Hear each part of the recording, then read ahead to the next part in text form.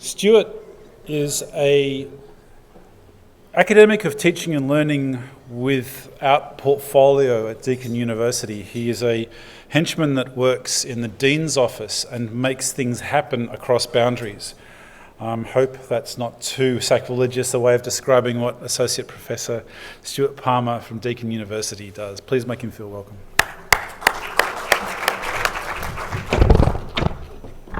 Thanks, David. That's pretty accurate, actually. Could I invite the panel members to take a seat on the stage? Either that or I'll drag you on. I will ask each of the members to introduce themselves, but we have some members of the ReMSTEP reference group, we have some members of the actual project team, and probably squeezed in the middle somewhere there's a pre-service teacher.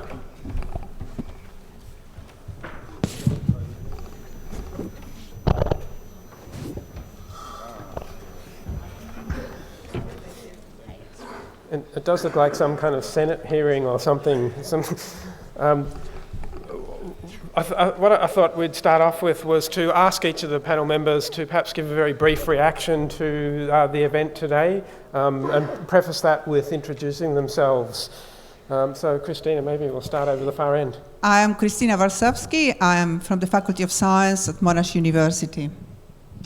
David Clark, Melbourne Graduate School of Education. I spend a lot of my time with a video camera filming competent science and mathematics teachers.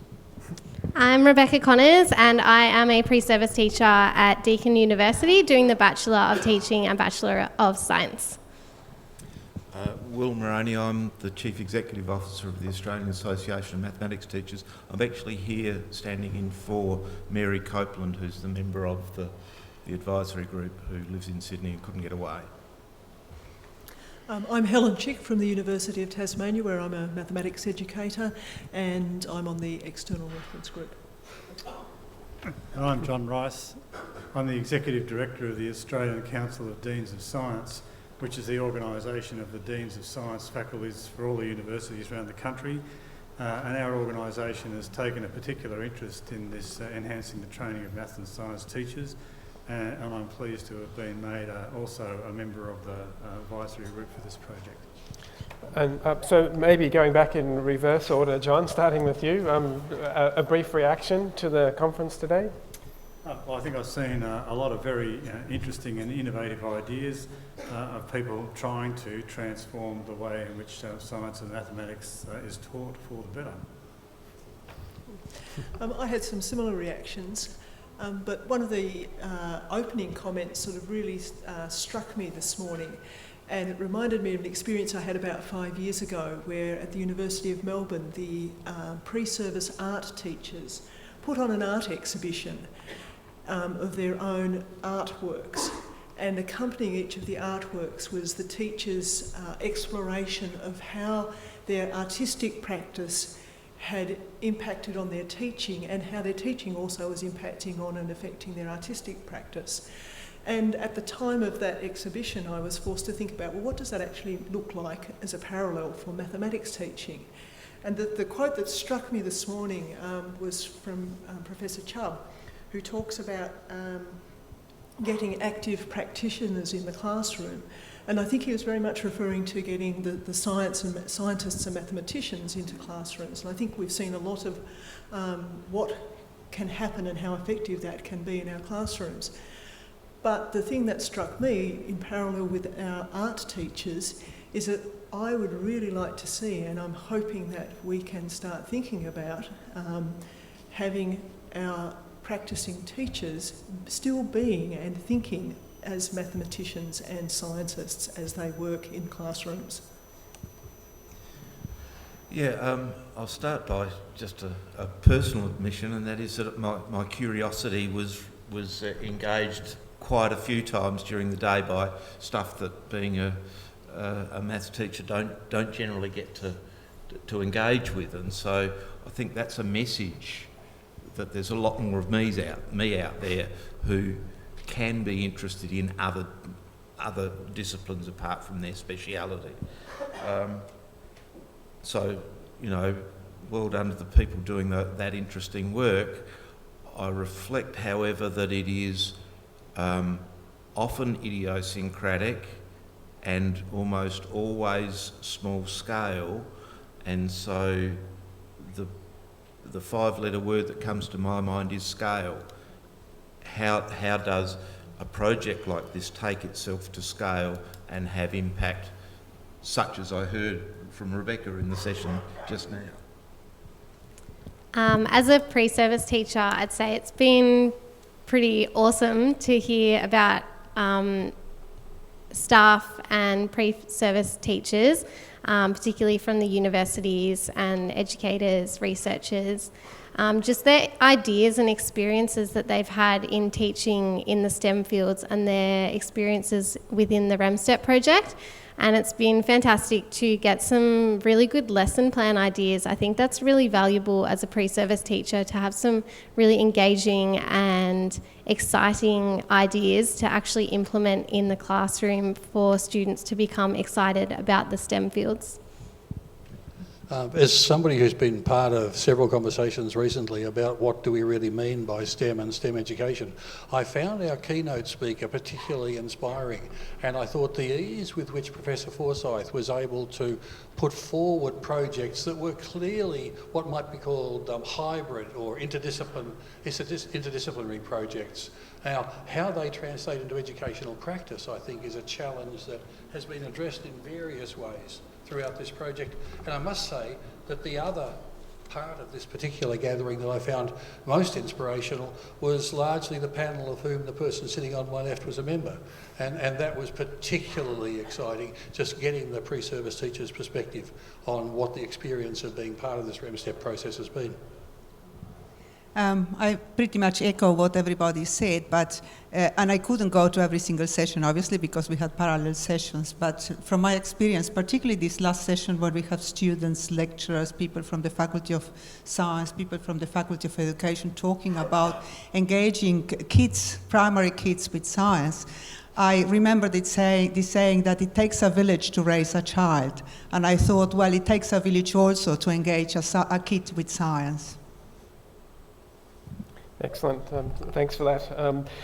Across the day, it was mentioned a couple of times that we were kind of asking you to go online and give us some feedback, and as the sort of official tweet master for the ReMSTEP project, I was also observing and harvesting comments that people were making via that social media channel, and there were a few common themes, and I guess I'd have to say none of them are any surprise to us. They're questions that we've been asking ourselves along the way, and in fact questions that people have already addressed in some way today.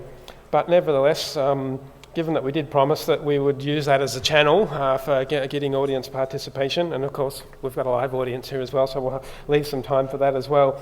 But one of the points that came up in a number of ways was the idea of culture at schools. So, you know, we enthuse a new generation of STEM educators and they're, you know, rip-roaring to go, and they land in a very traditional setting, and so, you know, find themselves not necessarily the most receptive environment.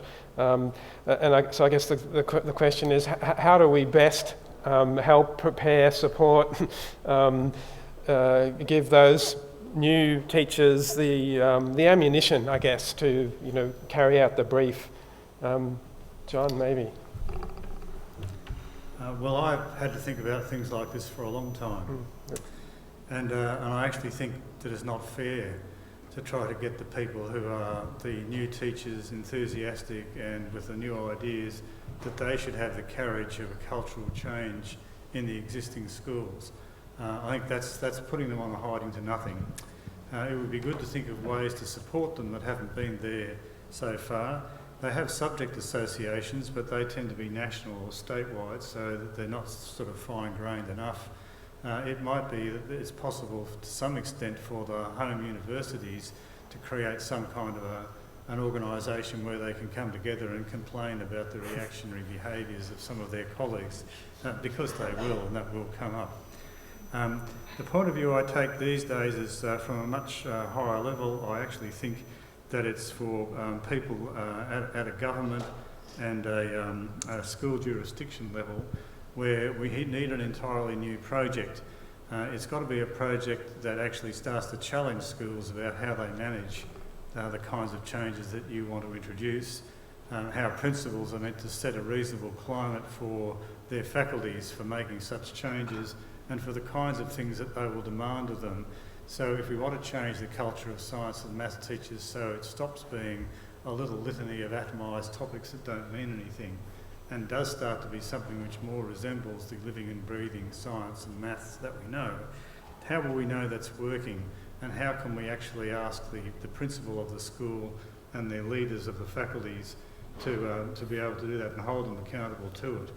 The education system has to start to do that, and I think we need to, not the incoming pre-service teachers, they're at the start of their careers, but those of us, such as the people, august people on this panel here, not you, and other august people who are sitting in the audience there, have enough profile and clout to be able to start making noises in this direction, and I think that's the sort of thing we really need to do. Yep. Helen, as I said, you can go in strict chronological sequence, or at the risk of zooming out to the unworkable, the issue that you raise is part of what is an appalling state of affairs in Australian education, and that is the induction of new teachers into the profession. This is a component of that, and you could imagine a nirvana where Rebecca goes into a school and they know that she knows a lot of contemporary stuff that they want to learn about. But it's not going to happen unless the whole of that system is re-engineered. It is a national shame it's criminal really that 40% of new teachers leave the profession in the first 5 years. That for me would be one of the things this project could take forward is some evidence about how to re-engineer that process that actually captures the strengths of these young people as they graduate into the future, into the culture. And that she's mentored by somebody who's qualified in mathematics or science. I'm going to leap onto a hobby horse at this point and gallop off into the distance. There's a very nice study that was done some time ago by Desforge and Coburn where they interviewed teachers on the value of teacher professional development. And one of these teachers said, I don't see the point of all these in-service sessions. I already know how to teach better than I possibly can. Now think about that, because that's a situation that many of our well-equipped graduates find themselves in. I think, in part, we have to accept responsibility. There is a disconnect that occurs at the end of an M-Teach or a dip ed in the old days. We have to accept responsibility for maintaining connection and encouraging the people who are our graduates to feel ongoing members of a community that is there to support them. And I think that's an obligation we have to accept.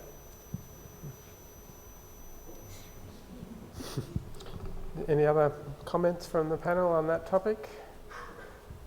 No? Very good.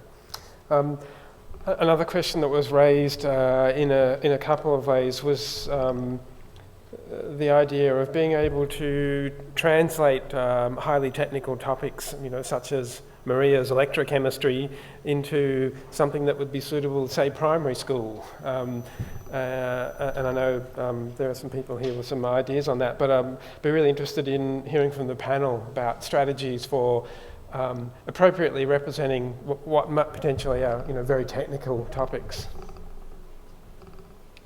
Well, I'm not so sure why you'd want to do that. I mean, there are some things which of their nature are quite detailed, technical and so on. And people who are at different stages of their learning in things are able to, often they don't see the questions or the problems that would drive that kind of intricate understanding. So I think you have to be very judicious about what it is you think you really want to get across. If you're talking about, say you mentioned electrochemistry, if you're talking about that quite broadly, then perhaps there are some elements of that or some style of thinking of that that you do want to get across to various different sorts of audiences.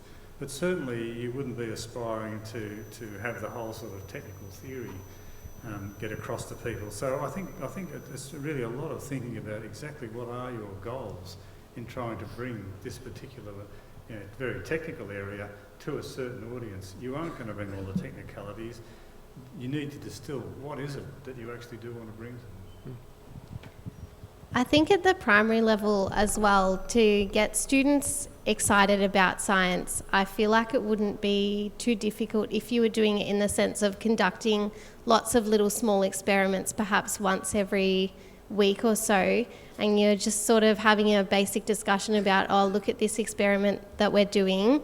Let's have a discussion about the basic science behind it. And they're like, oh yeah, that's really cool. I really like that. And then hopefully that will continue on throughout and to their high school education.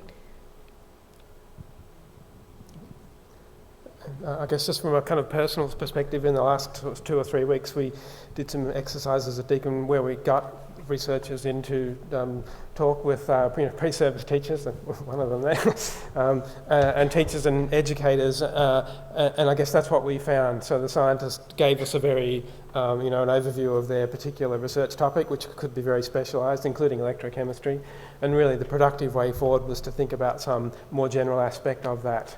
Had a link to the curriculum, and then think about a way that you could represent that in a classroom activity as opposed to sort of, very technical details. David? Could I echo that just quickly? I think part of the words like technicality, the notion that certainly Professor Forsyth mentioned many technically sophisticated aspects, but we have to, I think, reconceptualise the curriculum and move away from this notion of the accretion of technical fact to the underlying practice. And significantly, what she was talking about frequently was modelling.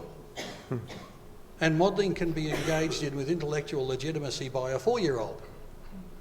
And so we need to look for the nature of the underlying practice, situated in the context that we think would be of interest and of relevance to the students, rather than being distracted by some of the really superficial technicalities that can conceal the fundamentally challenging underlying intellectual activity.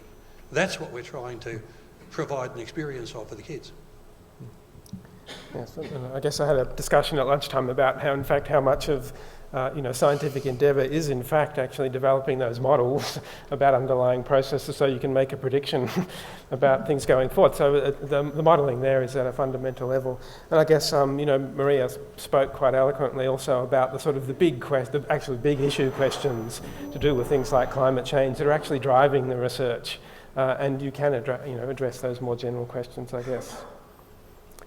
Any other comments on that topic from anyone? I think one of the challenges is helping teachers appreciate which aspects of the curriculum reflect the aspects of the discipline that are most of value. So if you take the maths curriculum, for example, a lot of its, the thickness of the document is taken up with content descriptors, which are very much associated with describing the technical side of things, whereas the process side of things, the proficiencies, the problem solving, the reasoning and so forth, is not always, I think, articulated to teachers or understood as well by teachers as things that they need to make as a priority, and understanding how to implement that in the classroom in pedagogically and mathematically productive ways. I suspect similar things are true for science, that getting that process and the bigger ideas of the discipline itself, as opposed to the technicalities of the discipline itself, are a critical part to what a teacher needs to do. And obviously anyone who comes to work in a school environment needs to be thinking about those sorts of things. Yep. I've got an eye on the clock, and I certainly don't want to cut into Jan or Steve's time, so I might just got to skip down a couple here and invite the panel members to perhaps give us their thoughts or ideas about ReMSTEP going forward. There's a few more months for the project to run, and then, strictly speaking, it comes to an end. There are many aspects of it which I think will continue on, but be really interested to hear, and we have a couple of ReMSTEP people there, but feel free also to let us know your thoughts about going forward for ReMSTEP. What would you recommend?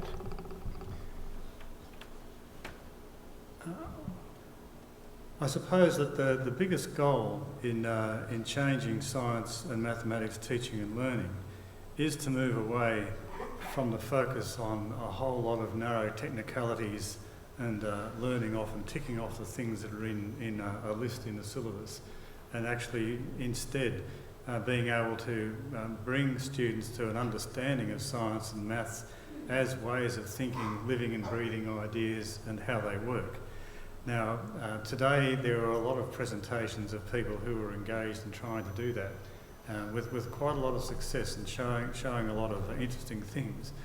I think the thing that ReMSTEP really needs to do is to move a step beyond that. Now, that's not the people who are currently engaged that we saw today. Those people are doing their work, they're making their contribution, and we can see that. But what needs to happen is a synthesis where if I have to get the Deans of Science and the Deans of Education all in one room and say to them, it's time the nation changed the way that it taught science and maths, it needs to teach that in this different, much more way where it looks at ways of thinking and inducts students into that. What exactly am I going to tell them out of what's happening at ReMSTEP here? I can't go around telling them about lots of individual videos. You might start that way and say, that was a good point in that video there showed something else interesting, and so on. But their deans, I tell you, their attention span's very short. And you won't hold them like that. And to be more serious about it, you won't hold the people who are running jurisdictions and spending hundreds of millions of dollars and make them do it differently unless we can distill the wisdom that you've got. And so I think the strongest thing that I would say about the future of ReMSTEP would be that there now has to be a distillation of these ideas to be able to say what works, how to make it work, and to challenge the people who are running our education systems to see to it that those things actually work. That's the plan. Yep. Good idea. Good luck. Any other thoughts, please? I probably partly disagree with John when he said that we tell deans, look at that video, look at this other thing we did. That's because you're a dean. Yeah. But there are practical things that we put in place, like new subjects, new units that are having an impact. I think that these are things that can convince a dean that we should be doing more of and be behind this development. But we have to be realistic that change in Australian schools over the next 10 years is mostly about change in the teachers who are already there.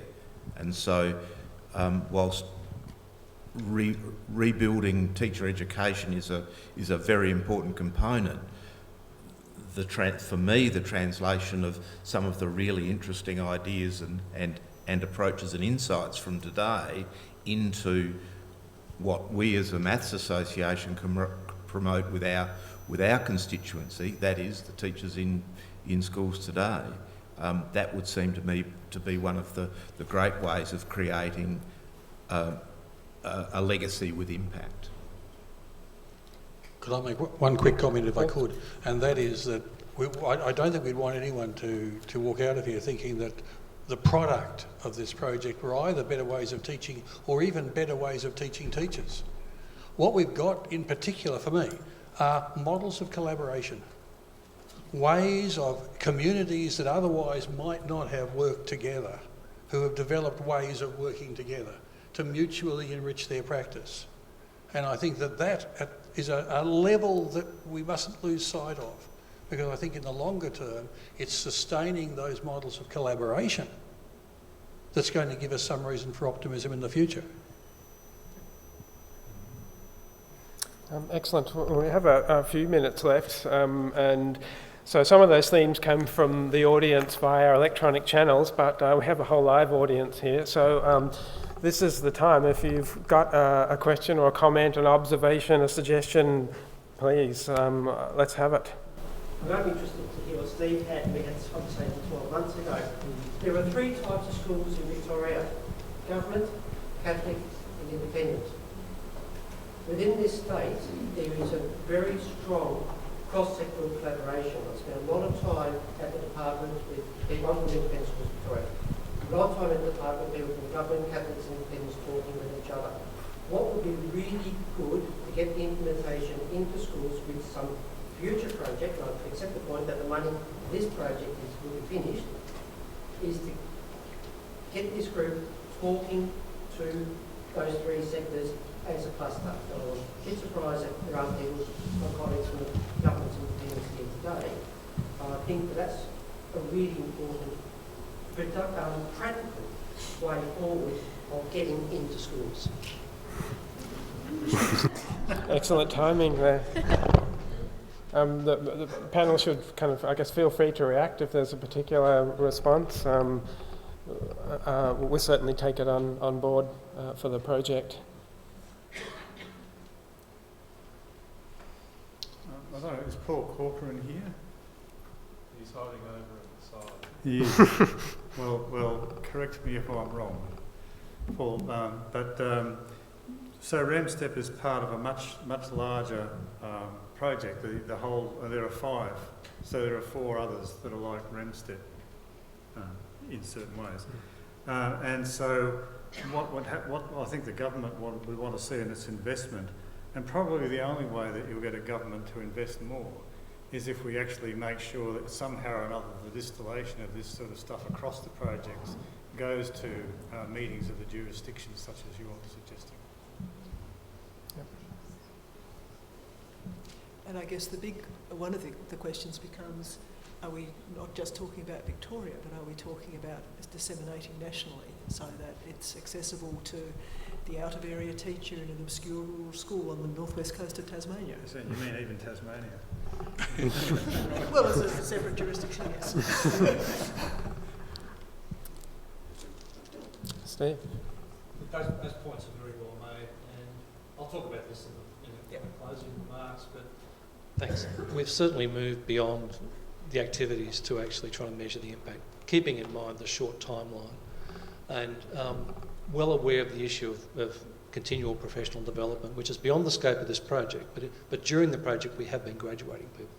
But it has to be a process where we're working with practicing teachers, school leaders, systems and all those sorts of things. So what we're going to be doing in the remaining time, which isn't great, we're heavily in an evaluation stage now of measuring the impact phase, and we will be distilling that, and we'll be looking not just at the individual activities that make up this whole landscape, but we'll be looking at our 7 innovations, we'll be looking at our project as a whole, we'll be looking at across the 5 projects. Now, one thing we don't have at the moment, Paul's well aware of this, is a mechanism to bring together the findings of those 5 projects to basically be able to, if you like, distill, synthesise. So that's a challenge for us. The issue of working with governments and everybody else is a real challenge. They have a very short attention span. We've talked about attention spans, but their horizon's the next election, or probably 12 months before the next election. They want to know things that work right now. In fact, even before you have a chance to fully implement things. So we're well aware of that. We don't just want to tell a lot of happy stories, we want some data. And we want to find out those things that work best and those things that maybe work not quite as well but still might contribute. We're also well aware of that human element. I've seen so many projects that have gone wonderfully well until somebody leaves and then it falls over. The issue of collaboration with our faculties in universities and across universities has been built up over time. It's been one of the major pluses, I think, of this project. That will wither on the vine too, unless the people concerned can continue to nurture that. And I'm not just talking to people directly involved, but at the Dean level and above to nurture this project. So I think all those points are very well made. They're certainly occupying our thinking at the moment, and we'll say more about it a bit later on.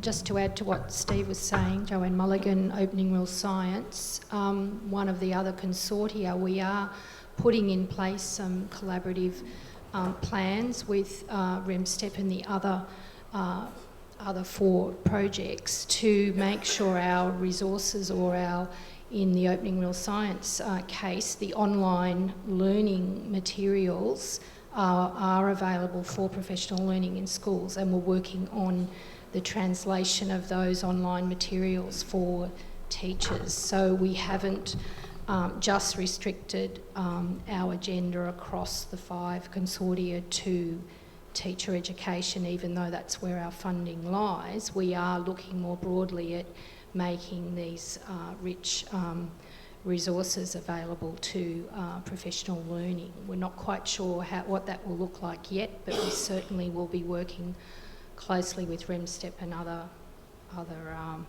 the other consortia. So there's a lot going to come out of that. So yes, schools divisions will be across Catholic and independent, certainly will be involved there, if not already. So we haven't forgotten the schools people. And I think we do have time for one more, I think, yes. Hi, I'm a pre-service teacher with a background in science and engineering, and I think STEM in schools is absolutely fantastic to get that cross-curriculum happening. But my concern as a teacher in schools, hopefully soon, is you're encouraging all these students to take up science, mathematics, technology, but there's no jobs out the other end for them because the government is cutting spending within those areas. CSIRO are laying off a whole heap of people. So when children come to you and say, oh, I love this, what can I do with it? You stand there and think, well, there's not that many jobs out there for them. So are we encouraging them down a path that has no future? Yeah, no, we aren't, but what we are doing is shortchanging people by not showing them the whole variety of places where science is used and the ways they can use it. And I think that that's a problem across all sections of the community that are involved. The scientists are very much driven towards their research project, and the image of scientists that they create is an image of somebody who's going to work in a lab or work in some sort of theory or work at the cutting edge of discovery. But in fact, we know that 90% of people who graduate with a PhD, for example, won't be doing that. They'll be doing something else. And they do go and do other things, but they don't tell us much about what they are. Similarly, I think in businesses, they tend to sort of are not too sure about what they want, but they do know that they don't want somebody who just has a degree in physics. On the other hand, the things that they want probably do involve somebody who has the knowledge of all of the modelling skills and a whole lot of other things that are to do with physics. So I don't think that the situation is as terrible as all that, but there is a large communication problem that needs to be solved in order that people can actually see the pathways towards jobs. This ought to be the key thing in the innovations agenda of the government, but you don't see them talking about it. So one of the things that we really need to do is make it clear to the government that they need to put a lot more energy into showing people where science and technical things come up in all facets of the existing economy, or where they're building the economy so that more of that gets to happen and we get more of the benefit of it. There is a real problem with our industry in Australia in doing this. The number to remember is that 88% of our businesses have less than or equal to 4 employees. And for businesses like that, you're probably not going to get interesting technical jobs and so on. So the more we actually shift our economy and grow our economy so that it resembles those of our peers around the world, the more of this will open up. That's the government's intention, should be our intention. I do think that people who graduate with science will do well. Just as one final point, if you're worried about them actually making a living, however it is, we find the statistics are that people who graduate with a science degree struggle more than others to get a job within the first 3 months, but thereafter they perform as well, if not better, than other people. I don't know if you look like you wanted to make a point quickly. Just to say that there is a whole other agenda that I think the ReMSTEP and reform movements are about, and that is a citizenry that is accepting of scientific discussions and drives politicians to have an evidence-based approach to policy development. And so you can't lose sight of that as a very important societal goal. A better STEM educated population, because that will make for a better society, even if no more work directly in the STEM sort of areas. David, we're looking like you wanted to say something. We're pretty much to time, so if you can say it quickly, that'd be great. One very, very concrete example. At a university that shall remain nameless, PricewaterhouseCoopers, Ernst & Young and the other two major financial institutions ran an afternoon recruiting workshop specifically targeting STEM graduates. Whatever we think constitutes the STEM skill set, whatever we think a STEM education is supposed to offer, we may be as unclear as we like about it, but the community out there and significant employers like PricewaterhouseCoopers think there is such a thing. And they think that the graduates from programs that have had a STEM basis are offering them something that is quite distinct and something that they value. Yep. Did you want to say something, Rebecca? I'll just say something quickly. Just on your comment that you made, I sort of interpret it as it's sort of like a vicious cycle. So you don't have enough students doing STEM fields, therefore they go into the workforce doing other fields. So there's not a need for those jobs. And then because there's no need for those jobs, then students are like, oh, maybe I'm not going to get a job, so I won't choose STEM. So I feel that ReMSTEP is starting in the right place by enhancing the STEM fields at the school level so that we can build it up from where it is at the moment. Thanks very much for that. And look, I can say my background's engineering, and I've looked at the census data, and a third of people with a Bachelor of Engineering work in engineering. But all of them are doing pretty well. I can say, they're in high value, high paid work. It's just not always engineering. But this is not new. It's always been the case. So I guess I agree with John that the story about the opportunities for people with those types of qualifications needs to be much better communicated. You don't see it in the advertising, in universities, in their promotional material for programs. I think in the UK they've got a much better appreciation that studying STEM actually opens all these sorts of opportunities to you, and you probably aren't going to be working in a lab or in an engineering role. Anyway, look, we are a little bit over time, but we're almost back on the original program, so that's good. Please, can I get people to thank the panel members for their contributions?